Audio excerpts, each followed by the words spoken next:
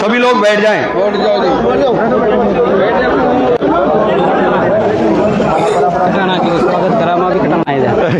अरे दादा अच्छा खटाना ही है। अच्छा एक बार अंकल को बुलवाओ, एक बार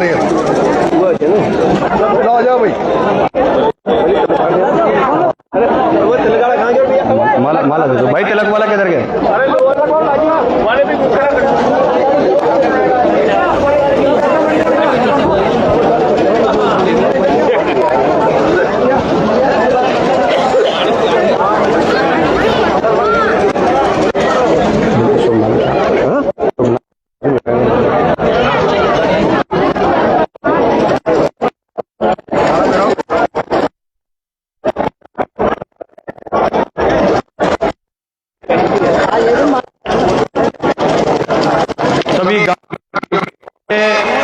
बहुत ही शानदार स्वागत किया जा रहा है।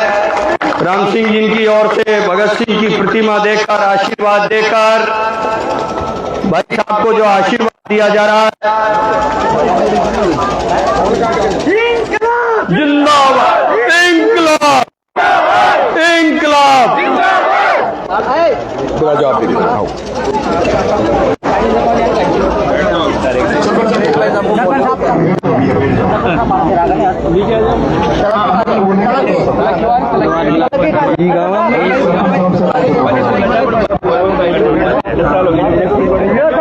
अब मैं पटेल जी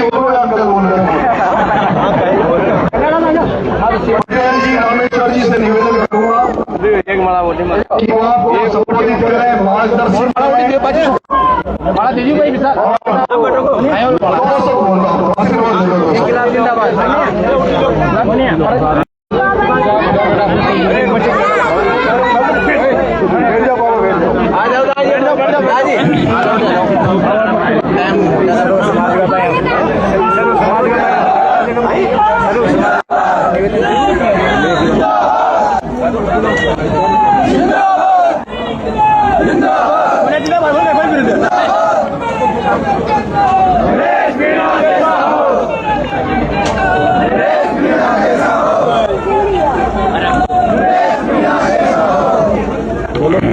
चला देना।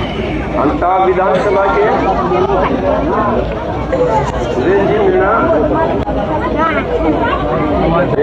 चुनाव लड़ रहे हैं। इनको सर्व समाज थोड़ा सा नजदीक कर लो अंकल जी, इसको नजदीक कर लो, इसको नजदीक कर लो। और मेरे गाँव वालों से निवेदन है, सभी समाज के बंधुओं से ज्यादा वोट दे करके इतिहास सच्चे मौका का यहाँ से इतने वोट निकले तो बड़े तो 95% इनके निकले, 5% की वो जाते हैं, 95% वोट इनके निकले।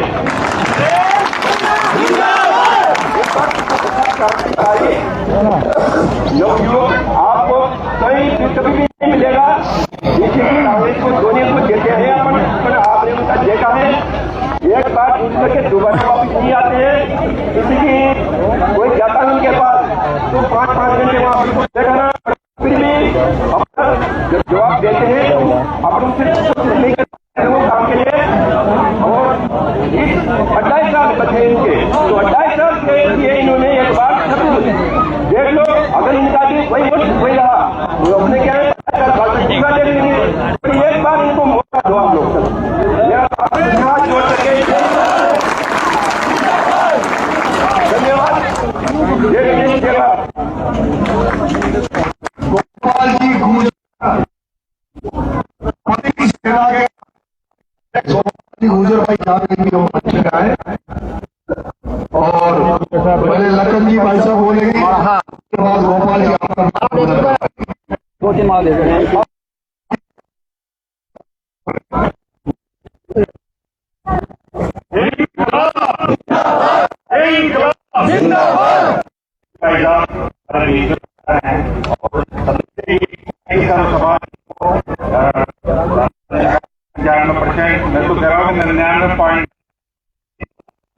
$99 की कही, और मैं कह रहा हूँ कि आप 101% ठीक है, 101% पूरे वोट भाई नरेश मीणा के ही खाते में जाए, ठीक है।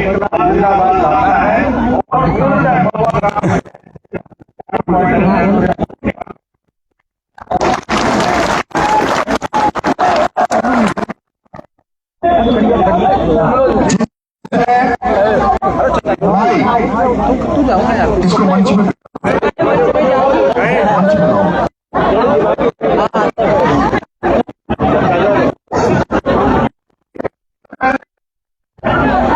चुनाव में उतराव दो साथी मंच पर ऐसे हैं जिस दिन से मैं अंतर फोरम भरने आया हूँ उसी से मेरा प्रचार कर रहे हैं। एक भाई गुर्जर समाज का बेटा प्रहलाद खटारा,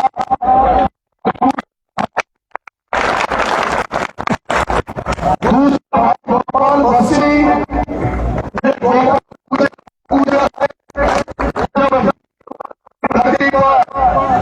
एक देवनारायण भगवान के मंदिर पर प्रशासन ने ताला लगा दिया था, लोगों के प्रयास करने पर भी ने कहा कि मेरे रहते हुए गुजर समाज के बेटे के रहते हुए देवनारायण भगवान ताले के अंदर बंद नहीं रह सकते, और भाई ने प्रशासन को चुनौती देते हुए जाकर देवनारायण भगवान के ताले को तोड़ दिया और जेल काट के आया। ऐसे साथियों का अभिनंदन करते हैं।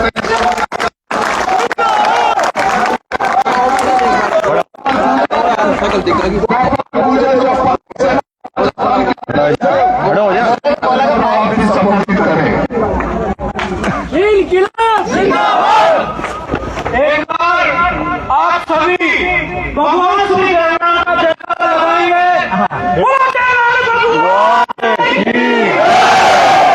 साथियों, ये अंतर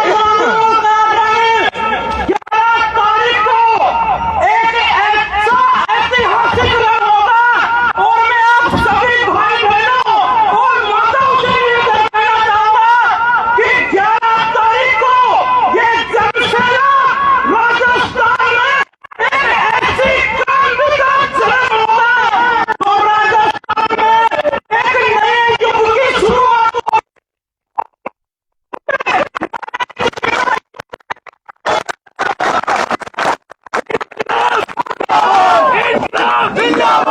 मैं तो कर्नल फैसला का सिपाही हूँ, और आप लोगों के सामने में यही निवेदन करूंगा कि यहाँ के पटेल जी ने कहा कि 95% वोटिंग करनी है, और भाई साहब ने कहा कि 99.99 करनी है, और मैं तो कह रहा हूँ कि 1% करते हैं।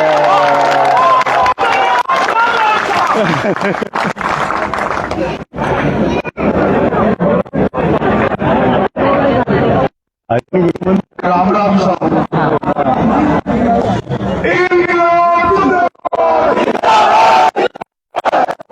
ये छता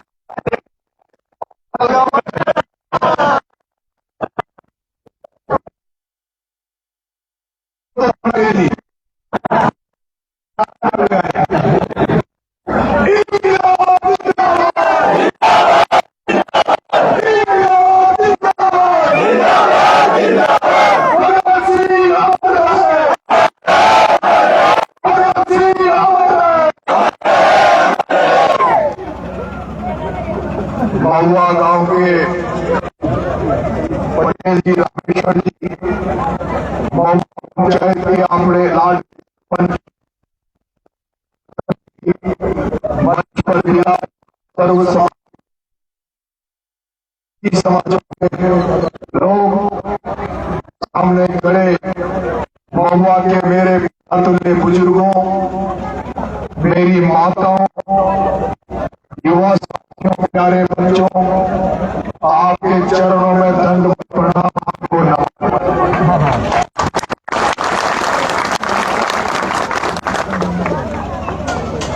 मैं आपके गांव में समर्थन मांगने आया हूं, आपका आशीर्वाद मांगने आया हूं।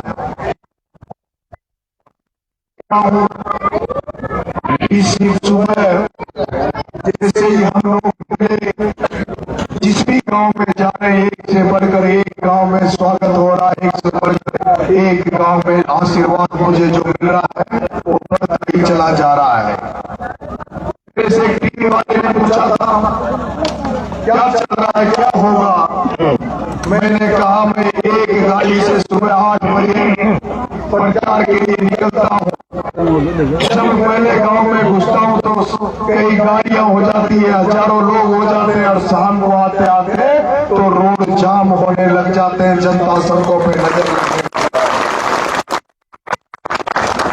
और ये महुआ वालों, आपने भी पहला चुनाव देखा होगा, ये हारोती की धरती, राजस्थान की धरती पर ये पहला चुनाव होगा जिसमें प्रत्याशी तो नरेश है, लेकिन जनता ही नरेश बनकर, जनता ही प्रत्याशी बनकर, जनता ही चुनाव लड़ रही है। जनता ने चुनाव को अपने हाथों में लिया।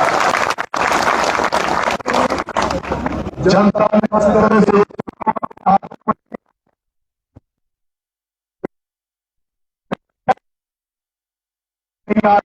जैसे कोई गांव में बड़ा चोरा करते हैं, बड़ा भंडारा करते हैं और फिर व्यवस्था बिगड़ने लगती है। कोई हमारे जो गांव के जो मुखिया होते हैं, वो मुखिया शुरू में तो साफा करते हैं, जब तक सही चलता तब तक तो वो बढ़िया नहीं सकती,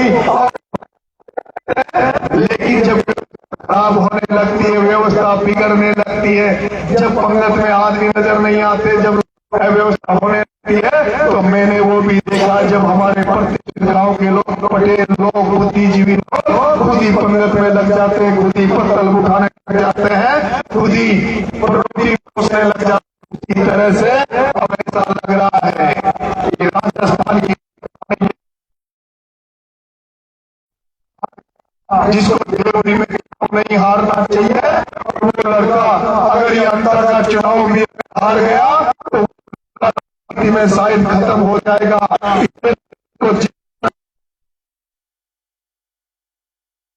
इसको संघर्ष को देखकर अंतर के लोग को आशीर्वाद देने निकल ही रहे हैं, लेकिन पूरे राजस्थान के लोग भी अंतर इसको आशीर्वाद।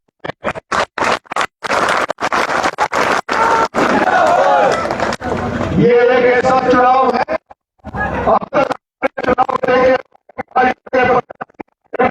होंगे, कांग्रेस का प्रत्याशी, बीजेपी का प्रत्याशी अब तक जब चुनाव में आते थे तब वो एक दूसरे पे आक्षेप लगाते थे, एक दूसरे के नेताओं में गालियां देने के अलावा कुछ नहीं करते थे, और बातें करते थे। लेकिन ये हमारा पहला चुनाव है जिसमें इनका नारा गूंज रहा है, भगत सिंह अमर होगा नारा लग रहा है। ये पहला चुनाव है जिसमें भ्रष्टाचार के खिलाफ गीत गाए जा रहे हैं।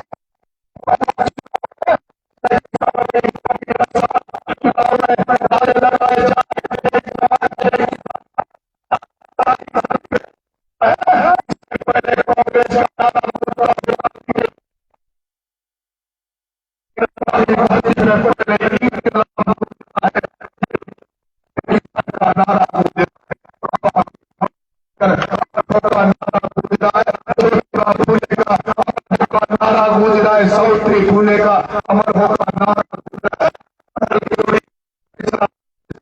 अमर होने का नारा गूंज रहा है। एक बार चुनाव हो रहा है, जिन लोगों ने देश के लिए, जिन लोगों ने सामाजिक चेतना के लिए, सामाजिक जागृति के लिए जिन्होंने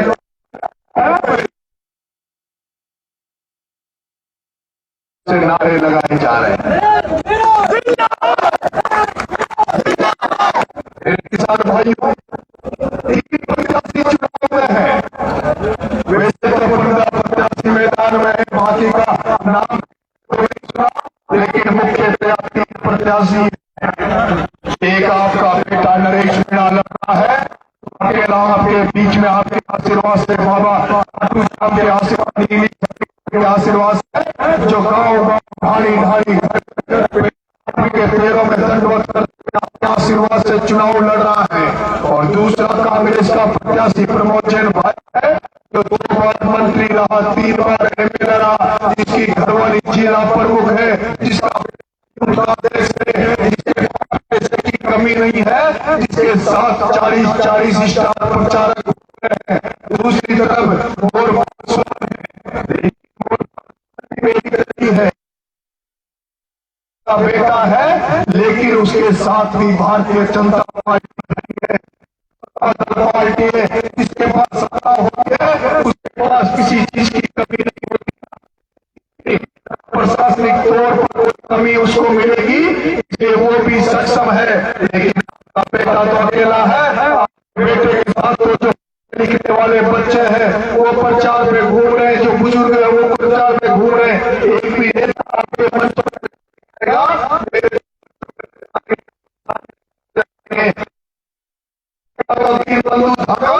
किसानों के लिए लड़ता हुआ वो नजर आएगा। मेरे मंच पर आपको राम कल्याण कश्यप नजर आएगा, मेरे मंच पर नजर आएगा, मेरे मंच पर प्रहलाद भराड़ा नजर आएगा,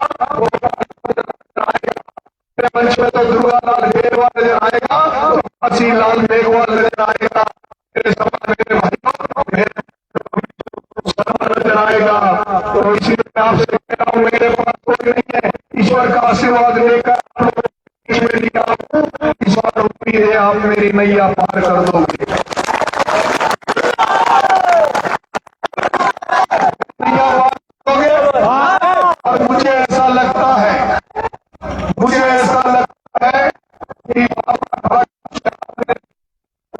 कि मैं जब देवली बुनियारा का चुनाव लड़ा था 25 से राजनीति कर रहा हूँ, 25 साल से राजनीति कर रहा हूँ। 25 साल से जब मुझे कोई पद नहीं मिला था, कोई होता नहीं था, तब गया था, निराश हो गया,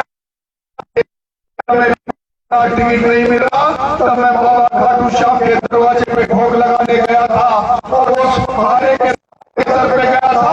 जब जाए हार जाए तो उसका एक ही सहारा है, बाबा खाटू श्याम। जब मैं बाबा खाटू श्याम के दरवाजे पे जिस दिन गया, जिस दिन मैंने वहां आशीर्वाद लिया और मैं देख रहा हूँ उसी दिन से बाबा खाटू श्याम की कृपा हो रही है। उसी की वजह से मैं देवली चुनाव भी लड़ा। चुनाव हारना जीतना कोई नहीं, लेकिन राजस्थान में 200 विधायक घूम रहे हैं, लेकिन उनको कोई नहीं जानता। लेकिन ये बाबा के बाद तो देवली का चुनाव हारने के बाद राजस्थान जानता है। और जब अंता में चुनाव लड़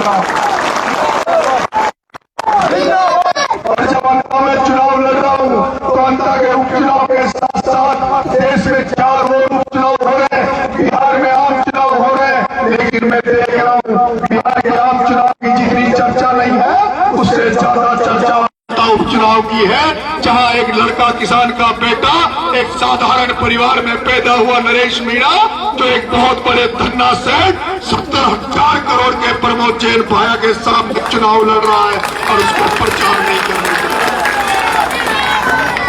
और ये देखो ये बाबा खाटू श्याम का भक्त जब उस धन्ना सेठ के खिलाफ चुनाव लड़ रहा है, जब ये अपने आप को अकेला महसूस कर रहा था, जब इसके पास लोगों की कमी पड़ रही थी, जब कांग्रेस के साथ 40 स्टार प्रचारक, भारतीय जनता पार्टी के 40 स्टार प्रचारक घूम रहे थे, तो बाबा खाटू श्याम ने इस नरेश पर ऐसी कृपा करी जो बारिश ला दी, ताकि जनता को कह दिया, किसान भाइयों को कह दिया कि तुम्हारा बेटा अकेला घूम रहा है, इसलिए तुम भी फ्री हो जाओ और नरेश मीणा का मोर्चा संभालो, नरेश मीणा का चुनाव संभालो। और आज उसी का नतीजा है। जब श्यामपुरा से मैं इधर आया, जब श्यामपुरा से मैं आपके गांव की तरफ आया, तब मैंने देखा कि मूडली की तरफ भी हजारों गाड़ी, हजारों आदमी खड़े हैं और आपके गांव की तरफ भी हजारों गाड़ी, हजारों आदमी खड़े हैं। मैं कंफ्यूज था, इधर जाना है कि इधर जाना है, मुझे नहीं पता था। अभी मैं यहाँ हूँ और 2 घंटे से मूडली वाले पूरे गांव के लोग वहाँ खड़े हैं। ये बाबा खाटू श्याम का आशीर्वाद मिल रहा है, बाबा खाटू की कृपा हो रही है। लाख जनता को उसने इस भक्त के लिए भेज दिया।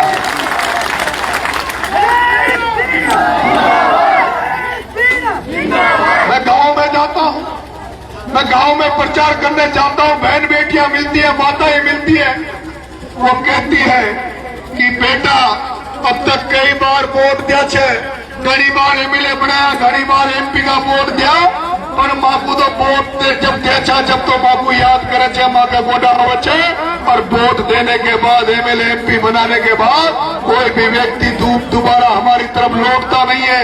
कई माता बहनों को, बुजुर्गों को पेंशन नहीं मिल रही, कई मैं दलित बस्तियों में, शहरिया बस्तियों में, मैं भील समाज के गांव उन ढाणियों में गया हूं जहां आज भी कच्चे मकान है, पता नहीं उनकी इंदिरा आवास को कौन खा गया, उनकी प्रधानमंत्री आवास को कौन खा जाता है। गांव में मैं गया तो गांव वाले कहते हैं कि साहब खेतों में रास्ता नहीं है, फसल हमारी खेत में पड़ी है, बारिश हो रही है, कौन उस खेत में फसल पड़ी की रुखवाली कर रहा होगा। गांव वाले कहते हैं साहब जी को भी वोट देचे वो पाचाई ना हो, माँ को तो राजनीति से भरोसे उठ गया, नेता से उठ गया। तब मैं उन माँ से कहता हूँ, पिता तुल्य बुजुर्गों से कहता हूँ कि नरेश मीणा मेरी नेताओं में फर्क है। नरेश मीणा नंगे पैर तुम्हारी सेवा करने के लिए, इस आरोपी को इन धन्ना सेठों से आजाद कराने के लिए, इन व्यापारीकरण की राजनीति करने वालों से इस आरोपी को आजाद कराने के लिए नरेश मीणा नंगे पैर घूम रहा है। इसलिए नरेश मीणा उनसे अलग है। नेता नंगे पैर नहीं घूम सकते। नरेश मीणा उन नेताओं से इसलिए अलग है, जब पिपलौदी में 7 बच्चे सरकारी स्कूल में सरकारी बिल्डिंग के गिरने से मर गए तो नरेश मीणा एक जन क्रांति यात्रा निकाल रहा था। वो ऐसी भव्य यात्रा निकल रही थी। अगर नरेश मीणा की जगह कोई भी नेता होता तो यात्रा को छोड़कर झालावाड़ नहीं जाता, लेकिन नरेश मीणा ने जन क्रांति यात्रा को छोड़ के उन बच्चों के परिजनों को न्याय दिलाने के लिए झालावाड़ पहुंच गया था। इसलिए उन नेताओं में नरेश मीणा में अंतर है। नरेश मीणा झालावाड़ गया, नरेश मीणा को 40 दिन तक जेल में डाल दिया, और नरेश मीणा जब जेल से बाहर निकला और तब नरेश मीणा को यह पता लगा कि उनके बच्चों के, गरीब बच्चों के परिजनों को अभी तक न्याय नहीं मिला। तब आपने देखा होगा राजस्थान की धरती पर पहली बार ऐसा आंदोलन हुआ, ऐसा धरना हुआ जिसमें आदमियों के साथ साथ बकरियां भी धरने में थी। राजस्थान की राजधानी जयपुर में आदमियों के साथ बकरियां भी धरने में थी। धरना चला, धरना चला, धरना चला, धरना चला,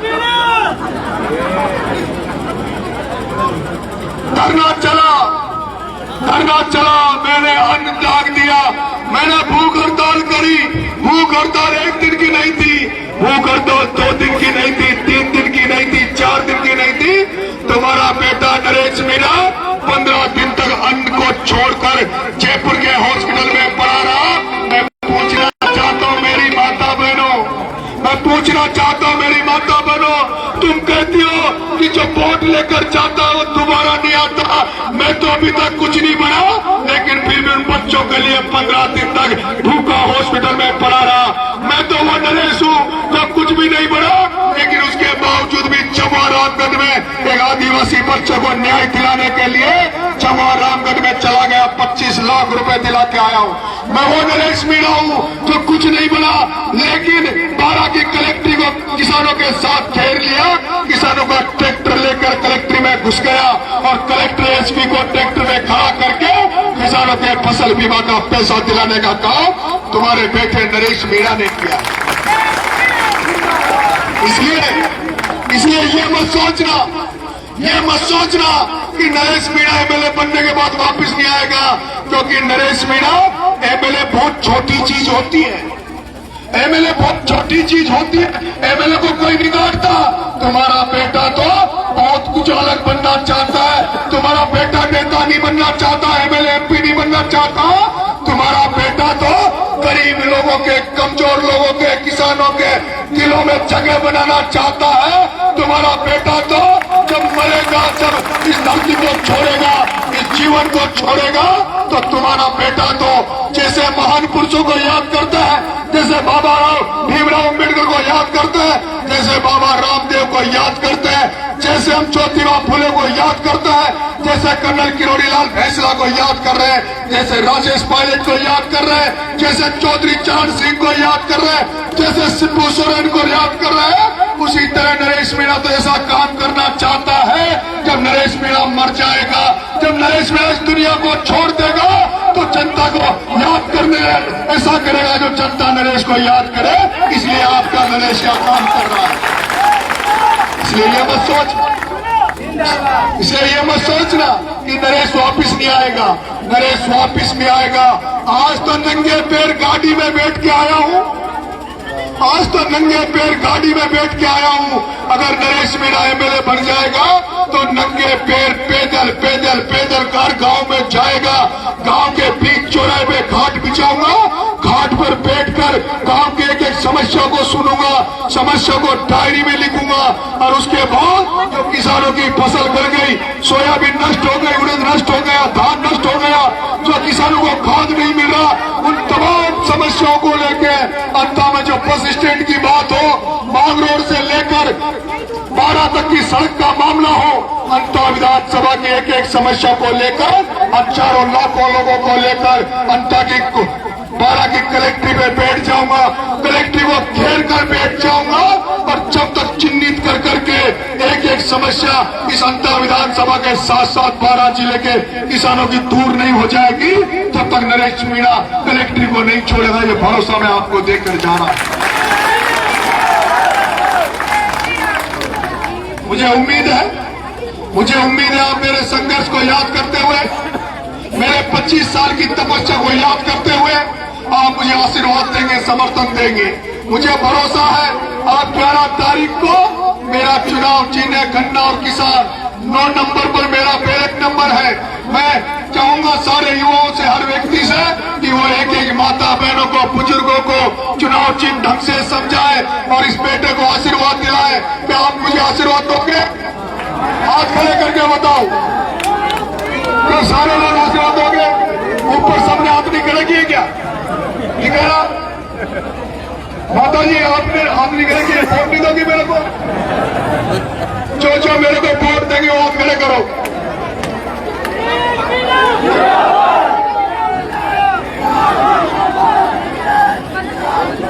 इंकलाब जिंदाबाद, इंकलाब जिंदाबाद। मेरे महुआ वासियों, मेरे महुआ के वासियों, मैं 8 तारीख को आम सभा कर रहा हूं। 8 तारीख को मांगरोल में मेरी आम सभा रहेगी और मांगरोल से लेकर सीसवाड़ी तक रोड शो होगा। तो आप सबको निमंत्रण दे रहा हूं। और जगत गुरु, इस भारत में 4 ही शंकराचार्य हैं। जगत गुरु शंकराचार्य की आपके बेटे को आशीर्वाद देने भी मांगरोल की धरती पे आएंगे और गौशाला। एक बात भूल गया, एक बात ये भूल गया, जब जगत गुरु शंकराचार्य जी ने मुझे आशीर्वाद दिया, उन्होंने मुझे समर्थन दिया, तब उन्होंने मेरे से एक व्रत करवा लिया था। उन्होंने कहा नरेश मीणा आपको हम समर्थन देंगे, मैं आपको आशीर्वाद दूंगा, लेकिन आज के समय में गौ माता को बताना बहुत जरूरी हो गया, गौ माता को रक्षा करना बहुत जरूरी हो गया। इसलिए मैं कह रहा हूं नरेश मीणा जिस दिन विधायक बन जाएगा, विधानसभा में चला जाएगा, इस बात को भी सबसे पहले उठाएगा कि हर पंचायत में गौशाला होनी चाहिए। ये जो गौ माताएं सड़क पे घूम रही है, ये जो किसानों की फसलों को नुकसान करेगी, इनका भी इलाज होना चाहिए और गौ माता की रक्षा के लिए एक विधान कानून बनना चाहिए, जिससे कि गौशालाओं में इनको गौ माताओं की रक्षा हो सके। बहुत बहुत धन्यवाद। राम राम साहब।